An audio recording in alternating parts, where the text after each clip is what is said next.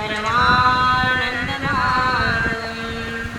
3 दिवसीय या महानुभावीय आध्यात्मिक महोत्सव या महोत्सवाच्या आजचे आपल्याला ज्यांची उपस्थिती लाभलेली असे वृद्धपूर निवासी बाबाजी आणि 3 दिवसापासून येथे उपस्थित असलेले सर्व कार्यक्रमाला ज्यांची उपस्थिती लाभलेली आहे असे आमचे परमपूजनीय नितीन दादाजी बाणकर आणि हा जो कार्यक्रम राबवलेला आहे असे आमचे दीपक भाऊ गणवीर आणि त्यांचा हा सर्वज्ञ विचार मंचाचे सर्व कार्यकर्ते यांचं खरंच म्हणजे मी विचारही नव्हते गेले की इतके चांगले विषयही मांडता येतात.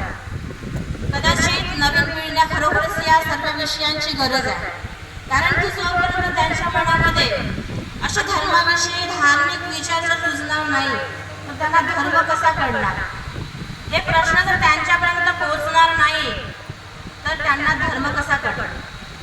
तर हा आगळा वेगळा हा खरोखरच महोत्सव आहे आणि हा महोत्सव निर्माण करून देणं हे सर्वांच्या बसची बात नाही आणि तेही भोपाळ करून. परमेश्वर जसा एक नियंता आहे का तो जागेवरून आपल्या सर्व शक्तीद्वारे कार्य करतो, तसेही यांचे विचारवंतांचे कार्यकर्ते आहेत की पटकन धावून येऊन पटापट व्यवस्था करून आपले सर्व कार्य व्यवस्थित पार पडतात.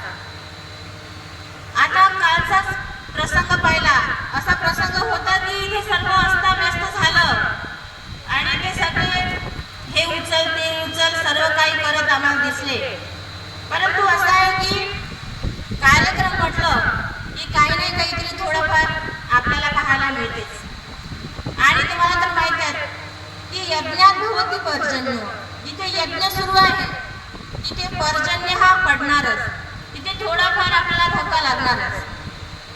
आता आज मी सकाळी पालखी मिरवणूक झाली आणि तिथे येऊन बसली तर मला एक बाई म्हणते आमच्या सर्वांच्या आशा निराश झाला, देव असा काबर करतो आमच्यासोबत. आम्हाला असं वाटतं की परमेश्वराच्या पालखीची मिरवणूक निघावी, आम्हालाही म्हणजे सर्व लोकांपर्यंत आमचा धर्म किती म्हणजे चांगला आहे, किती मोठा आहे असं आम्हाला त्या पालखीच्या द्वारे कळवायचं होतं.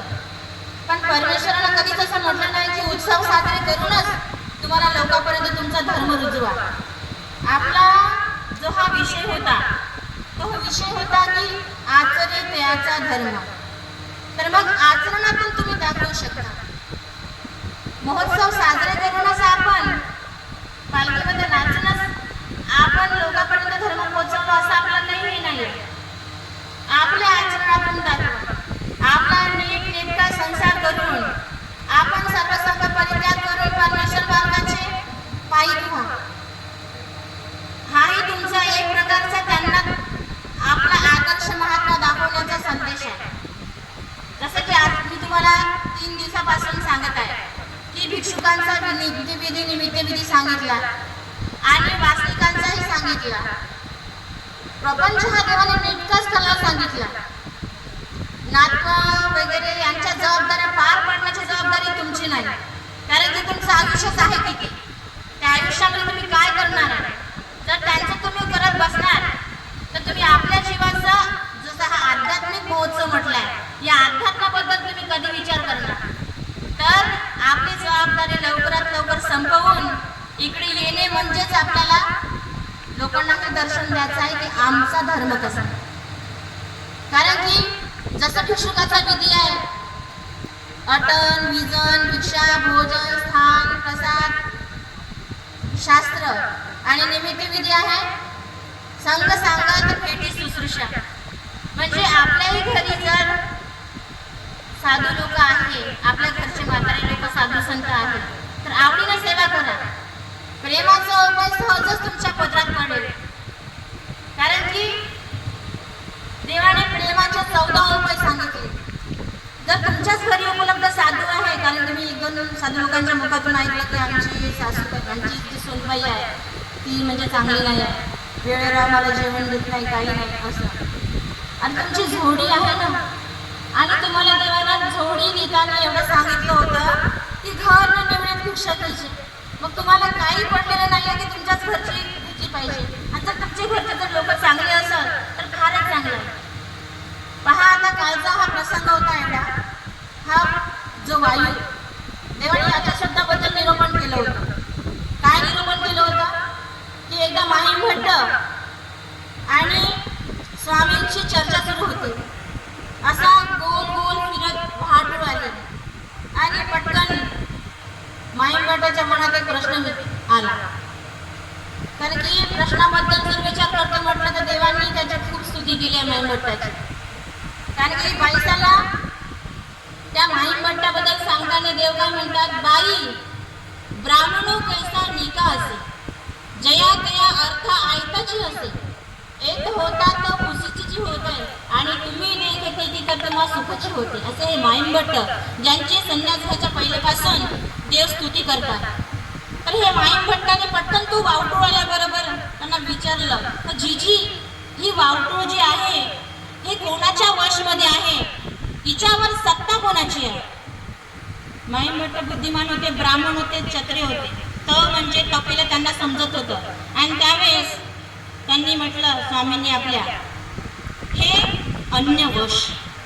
आता अन्यवश म्हटल्यानंतर त्याने पुन्हा प्रश्न केलं की अन्यवश म्हटल्यानंतर ते की वश, म्हणजे तुम्ही अन्यवश म्हटले तर ते अन्य ते कोणाच्या वशमध्ये आहे, त्याच्यावर कोणाची सत्ता आहे? तर देवाने म्हटलं की तेही अन्यवश. आणि मग 2 वेळा अन्यवश झालं. मग पुन्हा त्याने विचारलं की ते किंवश, म्हणजे हे कुणाच्या वशमध्ये, याच्यावर कोणाची सत्ता आहे? तर मग त्यांनी का म्हटलं, 3 वेळा अन्यवश प्रकरण म्हटलं आणि 4थ्या वेळेस म्हटलं की हे एकीची प्रवृत्ती, म्हणजे हे सर्व परमेश्वराची प्रवृत्तीचेच अधीन आहे.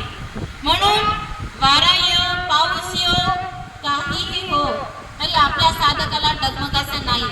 परमेश्वर धर्मासाठी तटस्थ राहायचं आणि असेच कार्यक्रम तुमचे चालू द्यायचे.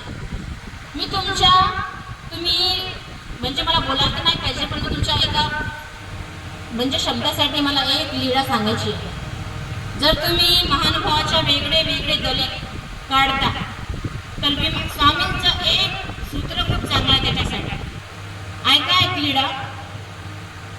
जे दादोस जे होते आणि आपले श्री चक्रधर स्वामी अदामदात त्यांना एकत्र जेवण व्हायचं आणि एकत्र जेवण होत असताना त्यांचे भांडे जे आहे ते त्यांची आई राणाईसाने घेऊन गेली. आणि महानाईसे इकडे शोधतोय की माझ्या देवाची वाटी कुठे गेली, माझ्या देवाची वाटी दिसत नाही. सर्व भांडे पाहिले त्यांनी, इकडे तिकडे नाही. हा बरोबर आहे, आज स्वामी दादोसकडे जेवण केलं ना, त्यांच्या आईने वाटी घेऊन गेली की ताबडतोब धावत धावत आली, ए माझ्या स्वामींची वाटी द्या बरं मला, माझ्या स्वामींची वाटी मला काही आशीर्वाद दिसत नाही आहे. मग ती वाटी घेऊन आली आणि मग हा सर्व प्रकार स्वामी आपल्या डोळ्याने पाहत आहे. देवाने तिला गांभीर्याने विचारलं, बाई तुम्हाला काही वाटी आहे? तुमची काही स्वतंत्र वाटी आहे का? कारण की देवाचे तर हे सकळे देवाचे आणि देव देईन ते आपले. तुमची स्वतंत्र काही वाटी नाही. परंतु ऐसे काही होईल पोरा जीवा जे एकीचे ते आपले. असं कधी तुम्हाला सुचणार, आम्हाला सुचणार की आपण स्वतःहून परमेश्वर धर्माचे आहो? आपलं फक्त एवढंच म्हणायचं आहे, आपण महानुभाव आहो. भलाही आपल्यावर जुलूम होत असेल, भलाही आपल्यावर काही होत असेल, पण त्या आपल्या अधिकारानं आहे. आणि जे तुमच्या अधिकारानं आहे तेच तुम्हाला भेटणार, तेच आम्हालाही भेटणार. फक्त आपल्याला परमेश्वराच्या स्वरूपात पावन व्हायचं आहे. याच्या व्यतिरिक्त आपल्याला काही नको. तुम्ही जितकेही काही प्राप्त करून घेणार ते आपल्याला एकच सोडून जायचं आहे. माझ्या बोलण्यातून काही तुम्हाला वेगळंच वाटत असं करू नका. कारण की मी पण एक आदिवासी महिला, मी काही ब्राह्मण नाही. आणि देवाने स्वतः सांगितलं माझी जात काय न, देवाने स्वतः सांगितलं की मी ब्रह्मचारी नाही, मी क्षत्रिय नाही, मी शूद्र नाही. नाहम मनुष्य न च देव यक्ष न ब्राह्मण क्षत्रिय वैश्य शूद्र न ब्रह्मचारी न गृही वनस्तो भिक्षुर्न चाहम निज बोध रूप वस्तू ना आपल्याला त्याला जर प्राप्त करायचं असेल तर आपल्याला त्याच दृष्टीने पाहा लागल. तुम्हाला पण मी एकच संदेश देतो की तुम्ही पण त्याच दृष्टीने पहा आणि आपल्या जीवाचा उद्धार करायचा असेल तर संघर्ष परमेश्वर प्राप्तीसाठी करा. जर काही चुकले असेल तर क्षमा मागतो. एवढे 2 बोलून माझे शब्द संपतो. दंडवत. सर्वज्ञ श्री चक्रधर स्वामी की जय.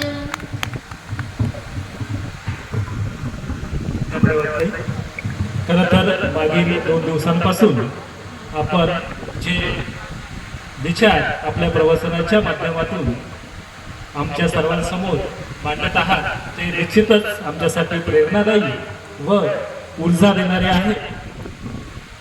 मी पुन्हा एकदा आपले मनपूर्वक आभार व्यक्त करतो. यानंतर सर्वज्ञ विशेषांक सर्वज्ञ संस्कार या विशेषांकाचं प्रकाशन सोहळ्याचे सुद्धा या ठिकाणी आयोजन करण्यात आलेले आहे.